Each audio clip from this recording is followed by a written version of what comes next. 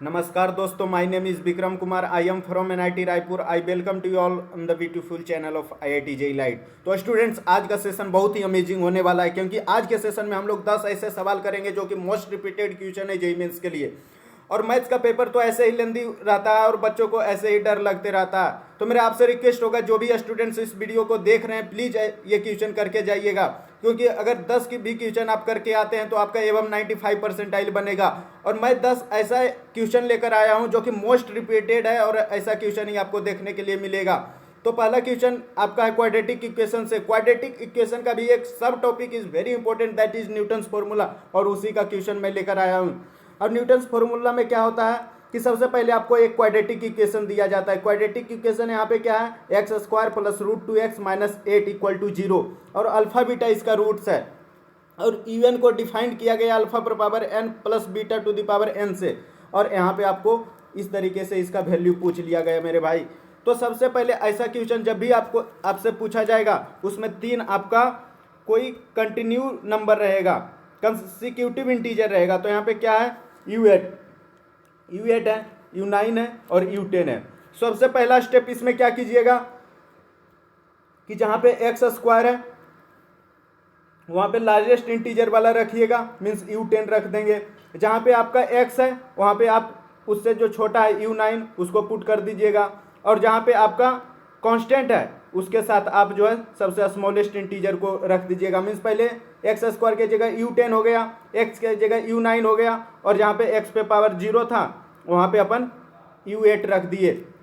अब यहाँ से देखिए मेरे भाई, U10 plus root 2 U9 equal to 8U8 हो जाएगा, क्योंकि जब इसको इधर करेंगे तो उसके बाद क्या है कि आपको वैल्यू निकालना था इसका। तो इसमें आपका क्या था, U10 प्लस रूट 2 U9, इसका वैल्यू आपका कितना आ गया, 8U8 आ गया। तो इसके बदले अपन 8U8 पुट कर देंगे, और नीचे 2U8 है, 2U8 कर दिए। तो यहाँ से आंसर इसका कितना आ गया, 4। देखिए कितना आसान टॉपिक है, और इसी का क्वेश्चन बार बार रिपीटेड होता है। ठीक है, अब अगला क्वेश्चन करते हैं। अगला क्वेश्चन आपका बाइनोमियल थ्योरम का है। बाइनोमियल थ्योरम बहुत ही इंपॉर्टेंट चैप्टर है, और इस चैप्टर में मोस्ट रिपीटेड क्वेश्चन आपका टर्म इंडिपेंडेंट ऑफ एक्स वाला है। तो ऐसा क्वेश्चन जब भी मिले, कांस्टेंट टर्म या टर्म इंडिपेंडेंट ऑफ एक्स, सबका मीनिंग सेम होता है। तो सबसे पहला स्टेप ऐसे क्वेश्चन में क्या कीजिएगा, सबसे पहले आप जनरल टर्म लिखिएगा। जनरल टर्म कैसे लिखते हैं, NCR एक्स पे पावर n माइनस आर, और यहाँ पे क्या करते हैं, जो y पे पावर r कर देते हैं। इस तरीके से अपन जनरल टर्म लिखते हैं। तो जनरल टर्म इस तरीके से लिख लीजिएगा। देखिए पहले इसको इरेज करते हैं। अपन यहाँ पे जनरल टर्म लिख दिए हैं। इसका जनरल टर्म कितना हो गया था, इसका जनरल टर्म आपका 10CR हो जाएगा, क्योंकि यहाँ पे पावर 10 है, 10CR, और रूट a एक्स स्क्वायर पे 10 माइनस आर, और 1/2 एक्स क्यूब पे आपका पावर r हो गया, इस तरीके से।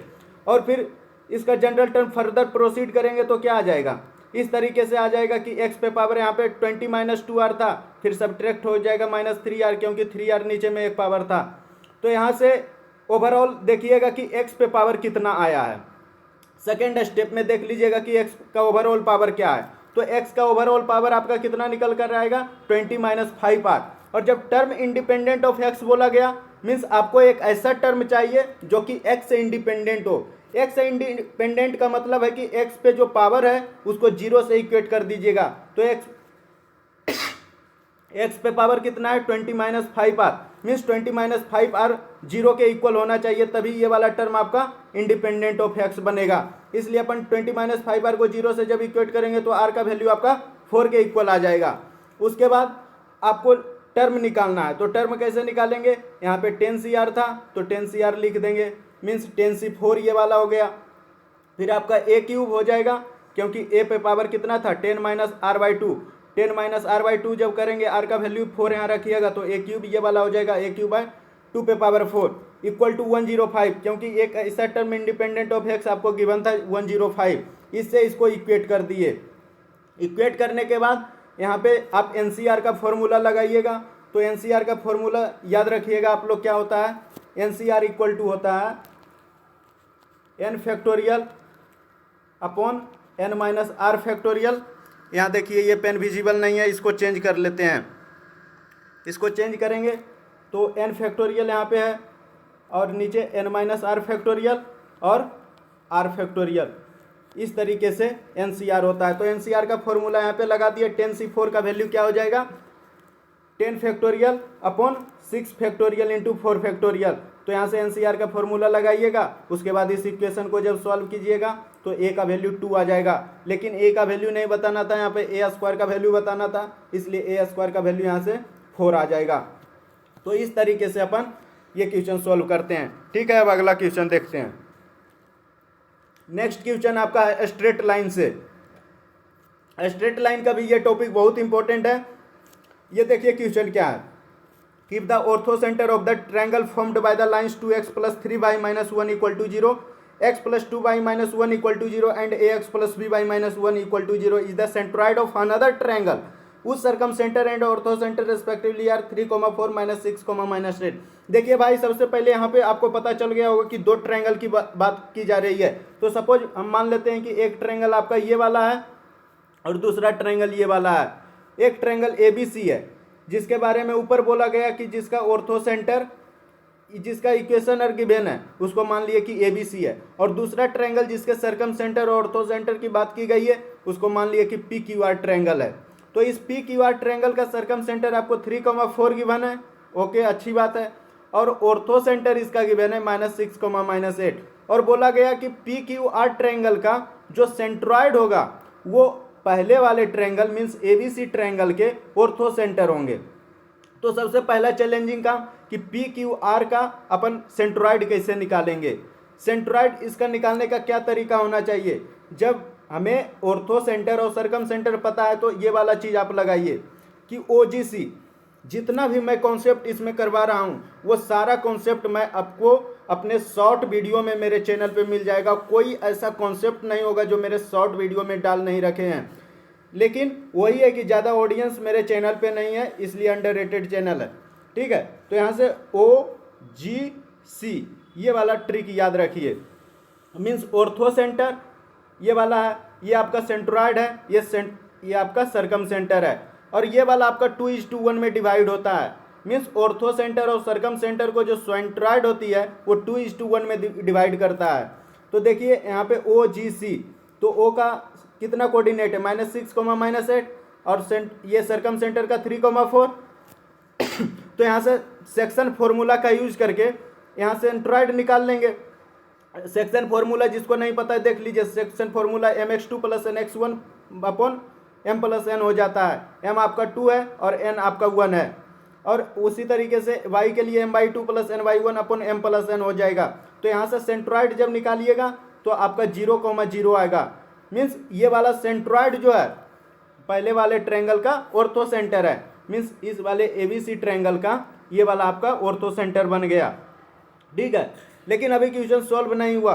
क्वेश्चन में पूछा गया a - b का वैल्यू, जिसमें a - b यहाँ पे क्या है, देखिए पहले वाले ट्रायंगल जो ABC है उसके तीनों साइड का इक्वेशन आपको पता है। पहला ये वाला साइड AB को मान लेते हैं 2x + 3y - 10 = 0। ये वाला इक्वेशन है 2x + 3y - 1 = 0, और BC ये AC को मान लिया अपन x + 2y - 1 = 0। देखिए तीनों इक्वेशन है, एक इक्वेशन यहाँ है, एक इक्वेशन यहाँ पे है, और तीसरा इक्वेशन यहाँ पे है। तो तीनों साइड का इक्वेशन अपन लिख दिए। अब इसको सॉल्व कैसे करेंगे, तो सबसे पहला इक्वेशन बनाएंगे भाई कि ये तो ऑर्थो सेंटर पता चल गया। ऑर्थो सेंटर क्या होता है, परपेंडिकुलर बाइसेक्टर का वो क्या होता है, पॉइंट ऑफ इंटरसेक्शन होता है। या फिर तो इसको क्या करेंगे, सबसे पहले ये वाला ट्रायंगल है ABC, इस तरीके से ABC, और आप क्या कीजिएगा, ये वाला आपको मान लेते हैं, ये वाला पॉइंट आपका इसका ऑर्थो सेंटर है। ये कितना है, 0, 0 है। अब यहाँ से आप क्या कीजिएगा कि दोनों साइड का इक्वेशन सॉल्व करके, AB का इक्वेशन सॉल्व करके और AC का इक्वेशन सॉल्व करके आप A का कोऑर्डिनेट निकाल सकते हैं, यस निकाल सकते हैं। तो A का कोऑर्डिनेट आपको यहाँ से मिल जाएगा -1, 1 मिलेगा, -1, 1। तो यहाँ से आपको क्या पता चल गया, A का कोऑर्डिनेट पता चल गया, और ये इस पॉइंट को अपन मान लेते O है। ठीक है, तो ये बताइए कि सपोज ये AD लाइन है, तो ये बताइए कि AD लाइन का स्लोप आप निकाल सकते हैं, यस निकाल सकते हैं, y2 - y1 x2 - x1 करके। और एडी लाइन का स्लोप और बीसी लाइन का स्लोप जो है वो दोनों का दोनों क्या है, परपेंडिकुलर है। जब परपेंडिकुलर है मीन्स बीसी का जो स्लोप होगा और एडी का जो स्लोप होगा दोनों का प्रोडक्ट -1 के बराबर होना चाहिए। तो बताइए बीसी का स्लोप यहाँ से क्या हो जाएगा, इस इक्वेशन से -a/b हो जाएगा, इस इक्वेशन से इसका स्लोप -a/b। और आपका एडी का स्लोप कितना हो जाएगा, एडी का स्लोप आपका ये वाला हो जाएगा। तो एडी का स्लोप इंटू बीसी का स्लोप जब करेंगे तो इसका प्रोडक्ट -1 के बराबर हो जाएगा। तब यहाँ से आपका एक इक्वेशन बनेगा a = -b। ठीक है, ये इक्वेशन बन गया।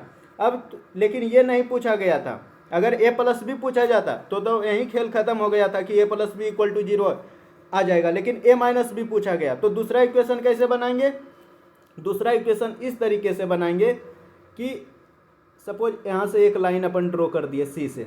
ठीक है, यहाँ से सी से जब मान लो ये वाला ई पे इंटरसेक्ट किया तो सी ई का इक्वेशन कैसे लिखेंगे, ए बी लाइन का तो स्लोप पता है आपको, स्लोप कितना गिवन है ए बी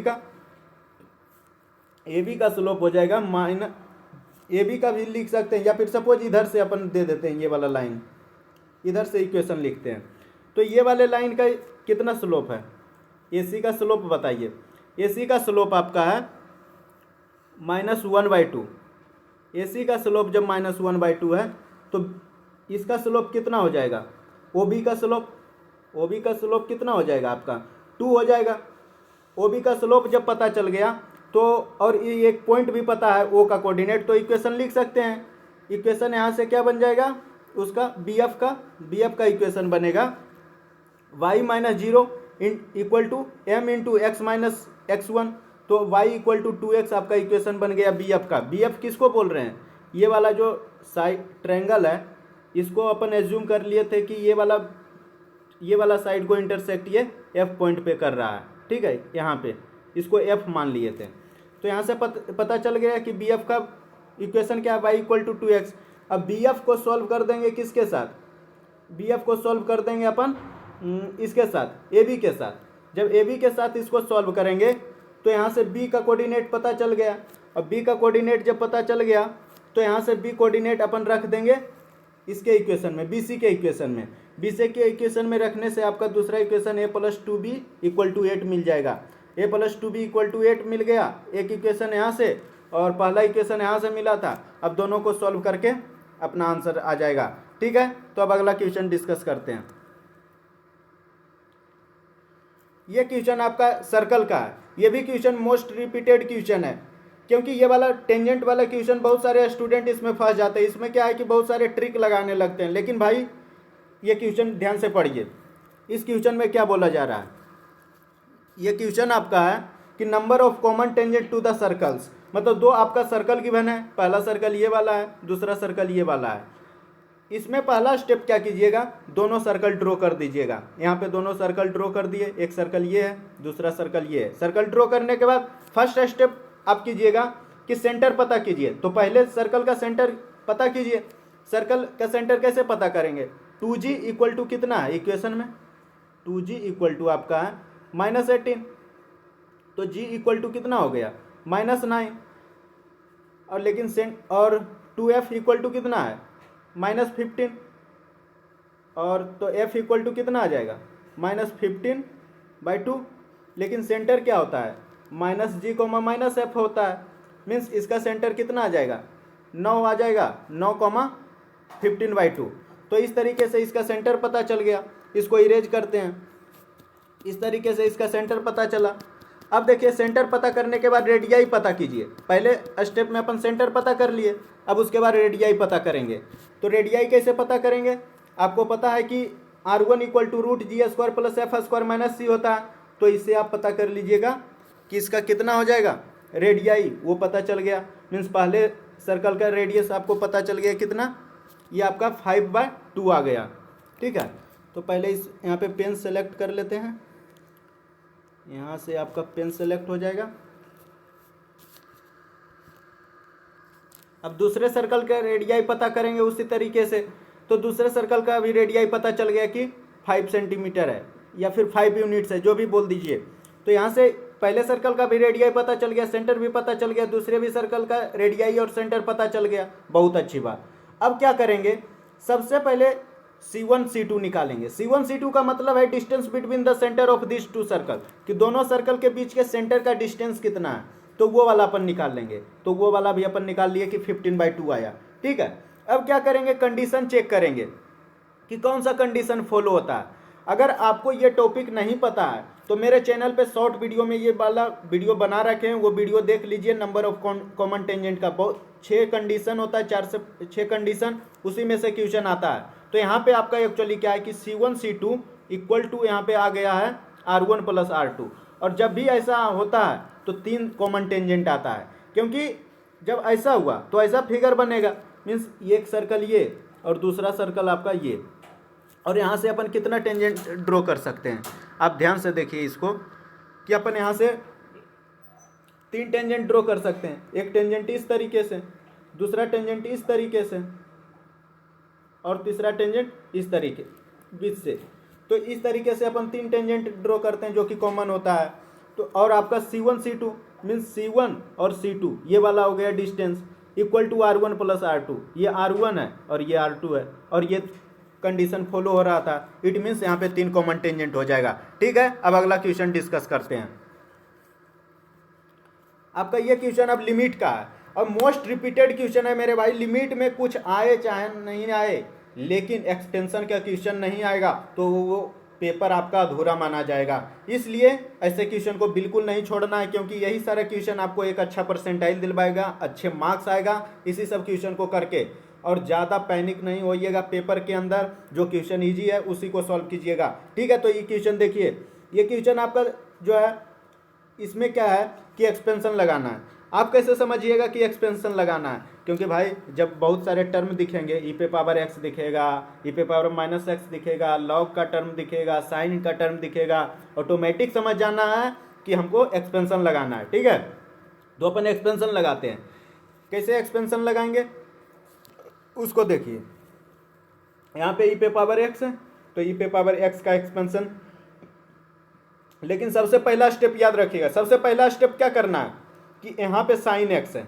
ठीक है, साइन एक्स को अपन क्या लिख सकते हैं, यहाँ से अपन sine x upon x into x लिख सकते हैं।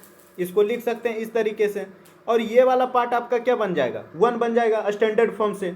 स्टैंडर्ड फॉर्म से ये वाला 1 बन गया, तो यहाँ पे एक्स ही बचा, means x square into x इसको लिख सकते हैं। तो यहाँ पे क्या बन जाएगा, एक्स क्यूब बन जाएगा। ये पता करना क्यों जरूरी है, क्योंकि एक्सपेंशन में बहुत सारे टर्म है, आपको कहाँ तक वो एक्सपेंशन लिखना है ये वाला चीज़ डिपेंड करेगा निचले टर्म पे, डिनोमिनेटर पे। तो यहाँ पे नीचे बना एक्स क्यूब, तो ऊपर मैक्सिमम पावर कहाँ तक जाएगा, एक्स क्यूब तक जाएगा। ठीक है, तो पहला स्टेप नीचे में पता कीजिएगा कि मैक्सिमम पावर कितना तक जाएगा। ठीक है, तो यहाँ पता चल गया कि एक्स क्यूब तक मैक्सिमम जाना है। तो अब अपन क्वेश्चन स्टार्ट करते हैं। पहले इसको इरेज कर देते हैं, उसके बाद इसको देखते हैं। इसको इरेज कर देंगे तो और आएगा मज़ा देखने में इस क्वेश्चन को। ठीक है, तो ये क्वेश्चन देखिए, अपन इसको इरेज कर दिए। अब देखिए इसका सॉल्यूशन, ये देखिए बढ़िया से इरेज कर देंगे इसको।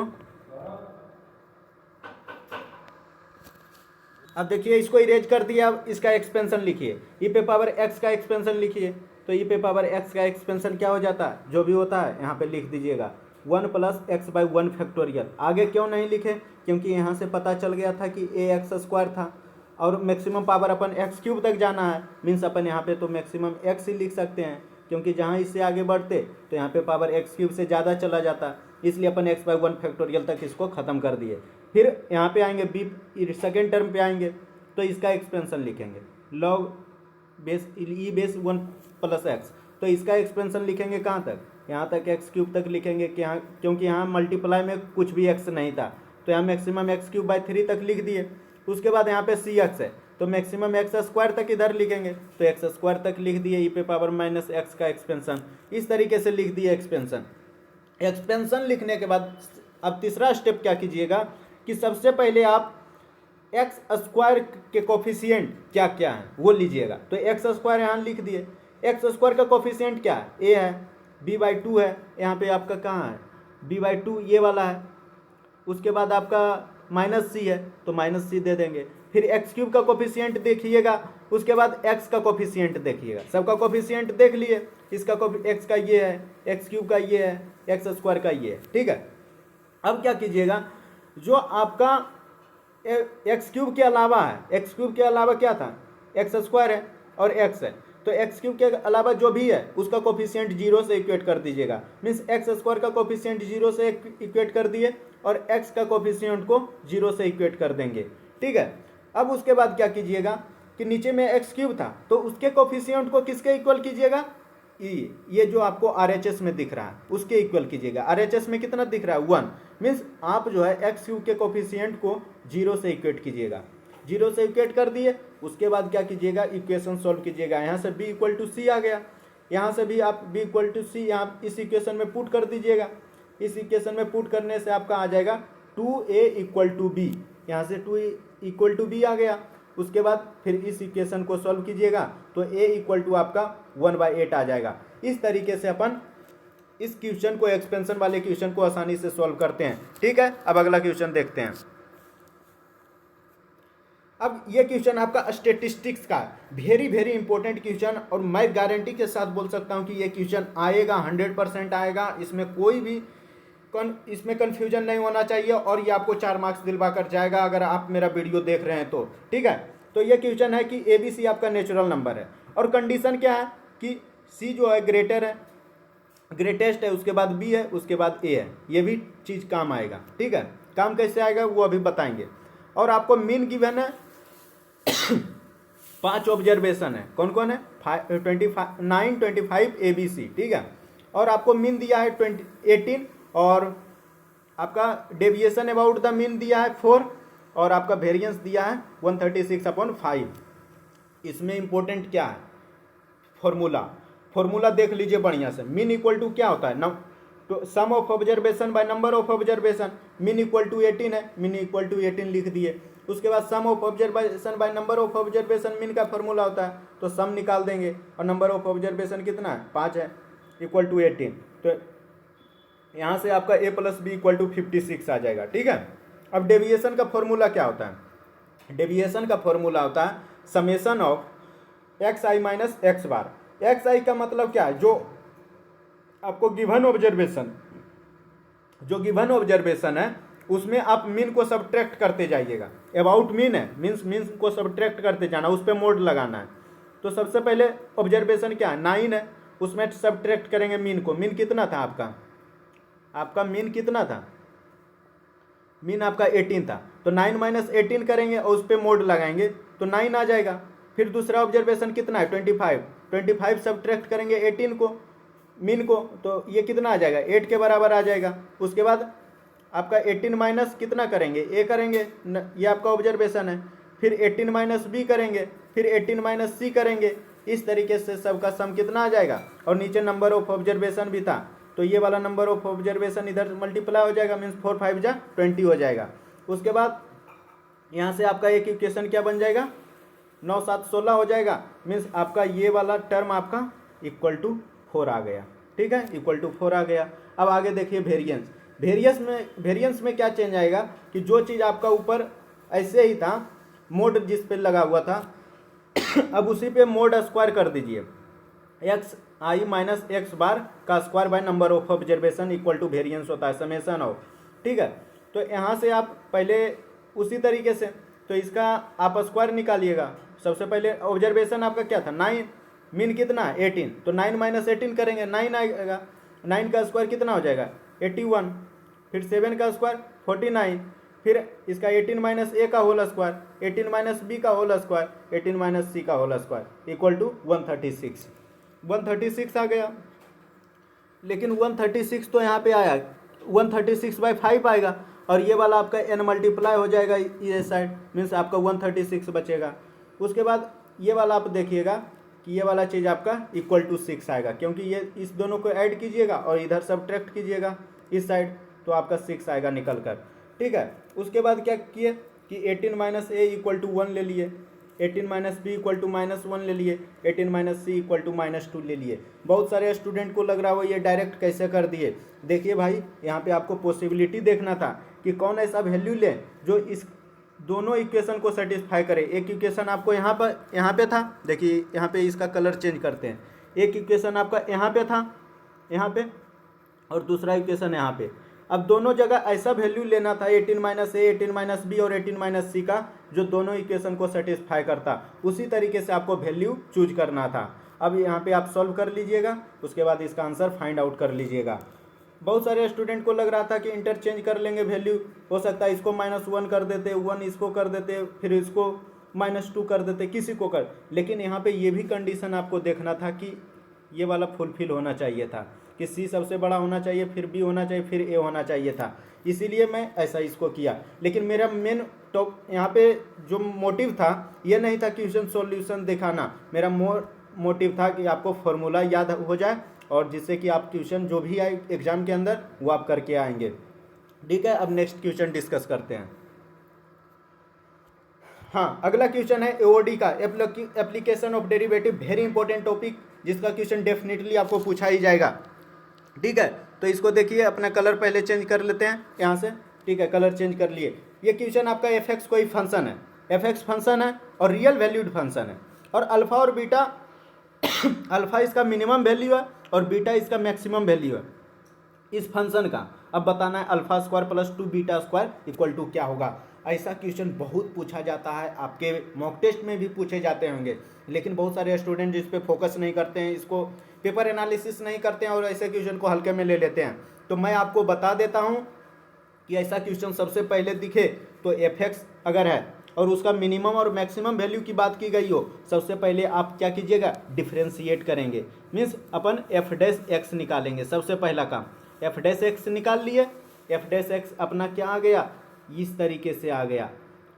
हो सकता है बहुत सारे स्टूडेंट को चेन रूल नहीं पता होगा, लेकिन ये वाला जो टर्म अपन निकाले हैं ये चेन रूल से निकाले हैं। कैसे, इसका डिफ्रेंशिएशन क्या हो जाएगा, 1/2 रूट एक्स हो जाएगा। यहाँ से इसका तो 1/2 रूट एक्स हो गया, लेकिन फिर माइनस एक्स का क्या हो जाएगा डिफरेंशिएशन, -1 हो जाएगा। इस तरीके से यहाँ की है। उसके बाद पहला स्टेप में अपन क्या कर दिए, डिफरेंशिएट कर दिए। दूसरा स्टेप में क्या करेंगे, जो डिफरेंशिएशन आया उसको 0 से इक्वेट कर देंगे। ठीक है, 0 से इक्वेट कर दिए तो आपका x इक्वल टू 3.8 आ जाता है। ठीक है, 2 स्टेप समझ आ गया। लेकिन मेरे भाई अब यहाँ से प्रॉब्लम होना स्टार्ट हो जाता है कि अब तो एक ही वैल्यू पता है, अब कैसे वैल्यू निकालें। लेकिन मेरे भाई यहाँ पे x का और कुछ वैल्यू आपको पता है। किस तरीके से पता है, बहुत सारे क्वेश्चन में एओडी में क्या होता है कि x का रेंज बहुत क्वेश्चन में ऑलरेडी डिफाइंड रहता है, लेकिन x का रेंज इस क्वेश्चन में डिफाइंड नहीं है। तो x का रेंज कैसे निकालेंगे, x का रेंज निकालने के लिए क्या करेंगे, यहाँ पे आपको पता है कि कोई भी चीज़ जब रूट के अंदर होता है तो हमेशा ग्रेटर देन और इक्वल टू 0 होना चाहिए। इसलिए x-2 को डिफाइंड होने के लिए ग्रेटर देन इक्वल टू 0 होना चाहिए। तो यहाँ से आपका एक इनइक्वलिटी यहाँ बनेगा। उसी तरीके से इसको भी डिफाइंड होने के लिए इसको भी ग्रेटर देन इक्वल टू 0 होना चाहिए, इसको भी अपन इक्वेट कर दिए। तो यहाँ से इस दोनों से कॉमन बात क्या पता चली कि x का जो वैल्यू होगा वो इस रेंज में लाई करेगा, मीन्स 2,4 के रेंज में लाई करेगा। बहुत अच्छी बात, यहाँ तक समझ आ गया। लेकिन उसके बाद क्या करना है, ये रेंज भी x का पता कर लिए, यहाँ 3 स्टेप कर लिए। अब क्या करना है, बारी बारी से वैल्यू रखना है। मीन्स एक बार f(2) निकालना है। ठीक है, f(2) निकाल लेंगे। f(2) आपका ये वाला आ गया। एक बार आप निकालिएगा f(4) क्या आ रहा है, ठीक है, वो भी निकाल लिए, आपका 3√2 आएगा। एक बार आपको क्या निकालना है, f ऑफ ये वाला जो आया x का वैल्यू 3.8, उस पर कितना आ रहा है। बहुत चैलेंजिंग काम है, लग रहा होगा कि आपको कि यहाँ तो इक्वेशन बहुत अटपटा सा बनेगा, जो भी यहाँ पे कैलकुलेशन है। तो एक बार आपको निकालना है f 3.8। ठीक है, उसके बाद आपको क्या करना है, अब तीनों में से जो मैक्सिमम वैल्यू होगा वो आपका बीटा का वैल्यू हो जाएगा। मतलब आप 3 चीज़ निकाले, एक f2 निकाले, एक f4 निकाले, एक f3.8 निकाले। जो सबसे ग्रेटर होगा वो बीटा हो जाएगा मैक्सिमम, और जो आपका इन तीनों में से सबसे कम होगा वो आपका अल्फा हो जाएगा मिनिमम। और आप जो है रिक्वायर्ड वैल्यू को इस तरीके से कैलकुलेट कर लीजिएगा। तो ये आपका 7वां क्वेश्चन था। अब 8वां क्वेश्चन पे बढ़ते हैं और फिर आप alpha square plus 2 beta square निकाल लीजिएगा। ठीक है, तो अब 8th क्वेश्चन पे डिस्कस करते हैं।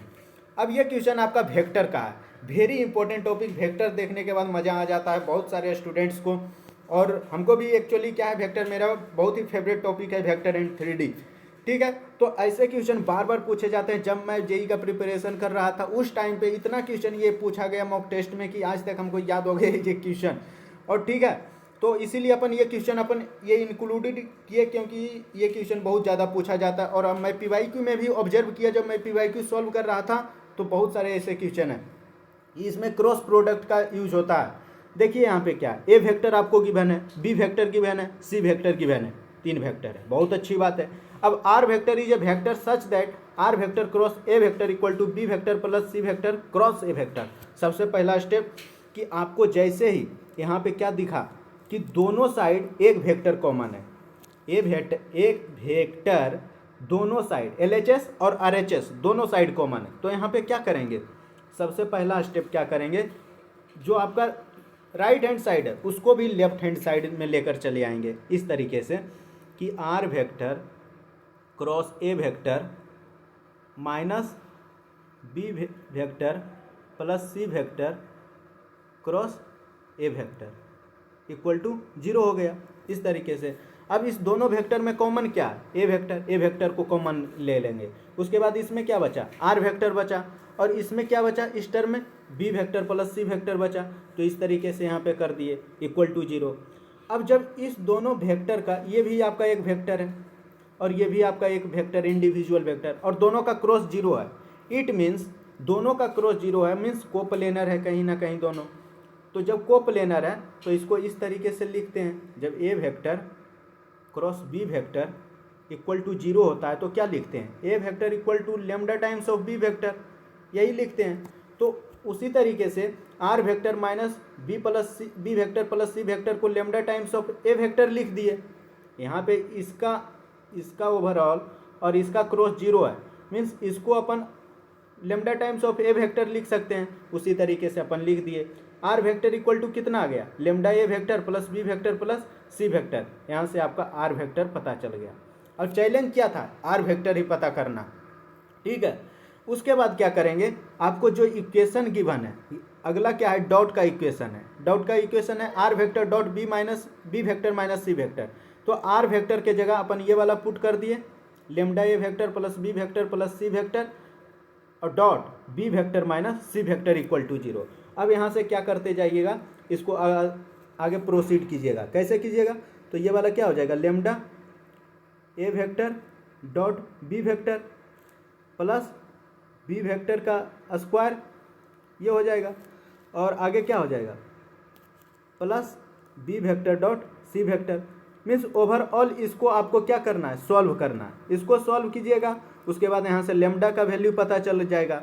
लेमडा का वैल्यू पता चल गया तो आपको आर का वैल्यू पता चल जाएगा। यहाँ से जब लेमडा निकल जाएगा तो यहाँ से आप आर वेक्टर निकाल लीजिएगा। आर वेक्टर जब आपका निकल जाएगा तो यहाँ से आप जो आपको रिक्वायर्ड है वो आप आसानी से कैलकुलेट कर लीजिएगा। तो भाई इस तरीके से अपन वेक्टर का क्वेश्चन ये वाला सॉल्व करते हैं। अब ये आपका 9th क्वेश्चन है। 9th क्वेश्चन अपन देखते हैं। तो 9th क्वेश्चन देखिए 3D का, 3D ज्योमेट्री का। 3D ज्योमेट्री शॉर्टेज डिस्टेंस अगर नहीं आता है तो पढ़ना छोड़ दीजिए, बिल्कुल पढ़ाई करना छोड़ दीजिए भाई, क्योंकि ये क्वेश्चन इतना बार आ गया होगा, क्योंकि आप टेस्ट में जाने से पहले सोच लेते होंगे कि शॉर्टेज डिस्टेंस का क्वेश्चन आ गया होगा, ऐसा कह के जाते होंगे, क्योंकि ये एक ऐसा टॉपिक ही है। और शॉर्टेज डिस्टेंस में यही, क्योंकि 3D में बस यही बचा है, क्योंकि प्लेन वाला टॉपिक तो है ही नहीं, तो शॉर्टेज डिस्टेंस ही आता है। तो यहाँ पे देखिए क्या, जब भी आपको इस तरीके से मिले ये क्वेश्चन है, ठीक है, सबसे पहले आप A1 वेक्टर निकालिए। A1 वेक्टर किसको बोलते हैं, ऊपर वाले वेक्टर को। A1 वेक्टर क्या हो जाएगा, lambda I cap plus 4j cap plus 3k cap, ये वाला हो गया A1 वेक्टर। अब A2 वेक्टर निकालेंगे। A2 वेक्टर में इधर आ जाइए दूसरे साइड, तो 2i cap plus 4j cap plus 7k cap, आपका A2 वेक्टर आ गया, A1 वेक्टर आ गया। अब B1 वेक्टर पे आइए। B1 वेक्टर के लिए नीचे वाले पे फोकस कीजिए, 2i cap plus 3j cap plus 4k cap, ये आपका B1 वेक्टर हो गया। B2 वेक्टर अब निकालिए। B2 वेक्टर के लिए ये दूसरे वाले के नीचे साइड पे, means 4i cap 6j cap plus 8k cap, ये आपका हो गया B2 vector. Means A1 B1 A2 B2 आ गया, ठीक है। अब इस फॉर्मूला को याद कर लीजिए। क्या याद करना है? A2 vector minus A1 vector dot B1 vector cross B2 vector upon B1 vector cross B2 vector का मैग्नीट्यूड इक्वल टू आपका होता है शॉर्टेस्ट डिस्टेंस। अब यहाँ से जब इसको सॉल्व कीजिएगा तो इसको इक्वेट कर दीजिएगा किसके? 13/√29, क्योंकि यही इसके इक्वल है। 13/√29 यहाँ से आपका क्या आ जाएगा? लेमडा का वैल्यू निकल कर चला आएगा। तो इम्पोर्टेंट चीज़ मेरा यहाँ क्या था मोटो कि आपको ये फॉर्मूला याद करवाना, ठीक है। ये फॉर्मूला याद है आपको, जैसा भी क्वेश्चन दिया जाएगा आप सब सॉल्व कर लीजिएगा, ठीक है। तो मैं तो बोला था 10 क्वेश्चन करवाऊंगा कि, और मैं आपके साथ 9 क्वेश्चन ही डिस्कस किया। इसका क्या रीज़न? 10वां क्वेश्चन है, मैं एक्चुअली क्वेश्चन लिख नहीं पाया क्योंकि टाइम बहुत कम रहता है मेरे भी पास। मैं अपने बिजी शेड्यूल में बहुत टाइम निकालता हूं, तो इतना क्वेश्चन लाया हूं जल्दी जल्दी लिख कर, ठीक है। तो यहाँ पे आपका क्या है, 10वां क्वेश्चन आप देख लीजिएगा पीएनसी का। इसको चेंज करते हैं कलर। पीएनसी का क्वेश्चन होता है, पीएनसी वाला। पीएनसी में भी कौन क्वेश्चन आपका? Rank word problem. देख लीजिएगा भाई, थोड़ा यूट्यूब पे बहुत सारे रेस्पेक्टेड टीचर्स पढ़ा रखे हैं रैंक वर्ड प्रॉब्लम, क्योंकि ये क्वेश्चन आप इसका ट्रिक देख कर जाइएगा, ये क्वेश्चन आता है। तो 10वां क्वेश्चन मैं यही वाला कराने वाला था, लेकिन इसका क्वेश्चन लिख नहीं पाया। पीएनसी का क्वेश्चन देख लीजिएगा, रैंक वर्ड प्रॉब्लम डेफिनेटली आएगा, बहुत ही ज़्यादा इसका मोस्ट प्रोबेबल चांस है, ठीक है। तो इसी के साथ मैं वीडियो को यहाँ पे एंड करता हूँ। Thanks for watching my video and all the best for your paper. बिल्कुल टेंशन नहीं लीजिएगा और अपना 100% बेस्ट दीजिएगा और भगवान के ऊपर भरोसा रखिएगा, जो भी होगा अच्छा होगा। All the best again for your paper.